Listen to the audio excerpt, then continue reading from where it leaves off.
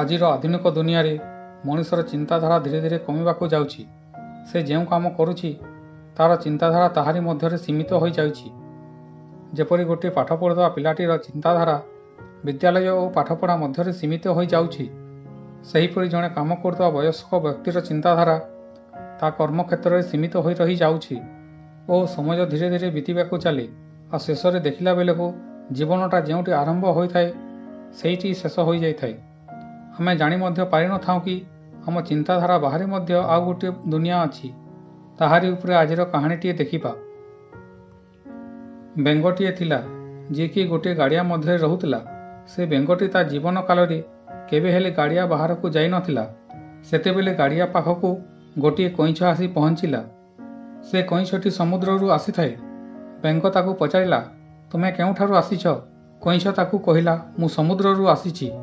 ବେଙ୍ଗ ତା ଜୀବନରେ କେବେ ହେଲେ ସମୁଦ୍ର ଦେଖିନଥିଲା, କାହିଁକି ନା ସେ ତା ସାରା ଜୀବନ ସେହି ଗାଡ଼ିଆରେ ବିତାଇଛି। ସେଥିପାଇଁ ସେ ପଚାରିଲା, ସମୁଦ୍ରର ଅର୍ଥ କ'ଣ? କଇଁଛ କହିଲା, ସମୁଦ୍ରର ଅର୍ଥ ଯେଉଁଠାରେ ବହୁତ ପାଣି ଥାଏ। ଏହା ଶୁଣିବା ପରେ ବେଙ୍ଗ ଥରେ ଡିଆଁ ମାରିଲା ଆଉ କହିଲା, ଏତିକି ପାଣି ଥାଏ? କଇଁଛ କହିଲା, ତାଠାରୁ ବେଶୀ। ଏହାକୁ ଶୁଣି ବେଙ୍ଗ ପଛକୁ ଘୁଞ୍ଚିଲା ଓ ଗୋଟିଏ ବଡ଼ ଡିଆଁ ଦେଇ କହିଲା, ସମୁଦ୍ରରେ ଏତିକି ପାଣି ଥାଏ? କଇଁଛ କହିଲା, ନା, ତାଠାରୁ ମଧ୍ୟ ଅଧିକ ପାଣି। ଏଥର ବେଙ୍ଗ ଗାଡ଼ିଆର ଗୋଟିଏ ତଟରୁ ଆଉ ଗୋଟିଏ ତଟକୁ ଡିଆଁ ମାରିଲା ଓ କହିଲା, ଏତିକି ପାଣି ଥାଏ?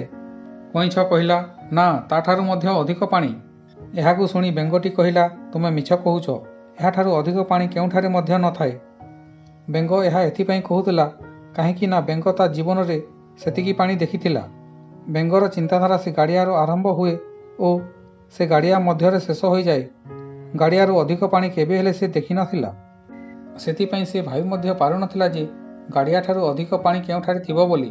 ସେଥିପାଇଁ କଇଁଛ ବେଙ୍ଗକୁ ତା ପିଠିରେ ବସାଇଲା ଓ ସମୁଦ୍ରକୁ ନେଇଗଲା ଓ କହିଲା, ଦେଖ କେତେ ପାଣି ଅଛି। ବେଙ୍ଗ ସମୁଦ୍ରର ପାଣି ଦେଖି ଆଶ୍ଚର୍ଯ୍ୟ ହୋଇଗଲା। କାହାଣୀଟି ଛୋଟ ହେଲେ ମଧ୍ୟ ଆମକୁ ବହୁତ ବଡ଼ ଶିକ୍ଷା ଦେଉଛି। ଆଜି ବହୁତ ଲୋକଙ୍କ ଜୀବନ ସେ ଗାଡ଼ିଆର ବେଙ୍ଗ ପରି ହୋଇଗଲାଣି। ଯେଉଁମାନଙ୍କର ଚିନ୍ତାଧାରା ବହୁତ ଛୋଟ ଅଟେ, ସେମାନଙ୍କର ଚିନ୍ତାଧାରା ଯେଉଁଠାରେ ଆରମ୍ଭ ହୁଏ ସେହିଠାରେ ଶେଷ ହୋଇଯାଏ। ସେମାନେ ବଡ଼ କଥା ଚିନ୍ତା କରିପାରନ୍ତି ନାହିଁ ଓ ଯେତେବେଳେ ବଡ଼ କଥା ଚିନ୍ତା କରିପାରନ୍ତି ନାହିଁ, ବଡ଼ କାମ କିପରି କରିବେ? ସେଥିପାଇଁ ଆପଣ ମଧ୍ୟ ସେ ଗାଡ଼ିଆରୁ ବାହାରକୁ ଆସନ୍ତୁ, ନିଜର ଚିନ୍ତାଧାରା ବଡ଼ କରନ୍ତୁ, କାହିଁକି ନା ଚିନ୍ତା କରିବାକୁ ଟଙ୍କାର ଆବଶ୍ୟକତା ପଡ଼େ ନାହିଁ। ସେଥିପାଇଁ କହନ୍ତି, ଯେତେବେଳେ ତୁମେ ବଡ଼ କଥା ଚିନ୍ତା କରିବାକୁ ଲାଗିବ, ସେତେବେଳେ ବଡ଼ ବଡ଼ ଲୋକ ତୁମର କଥା ଚିନ୍ତା କରିବାକୁ ଲାଗିବେ। ଯଦି ଭିଡ଼ିଓଟି ଭଲ ଲାଗିଛି, ଲାଇକ୍ କରି ସେୟାର କରନ୍ତୁ। ପ୍ରଥମ ଥର ଦେଖୁଥିଲେ ସବସ୍କ୍ରାଇବ୍ କରି ବେଲ୍ ଘଣ୍ଟିକୁ ଅନ୍ କରନ୍ତୁ ଓ ଆମ ସହିତ ଯୋଡ଼ି ହୋଇ ରହନ୍ତୁ।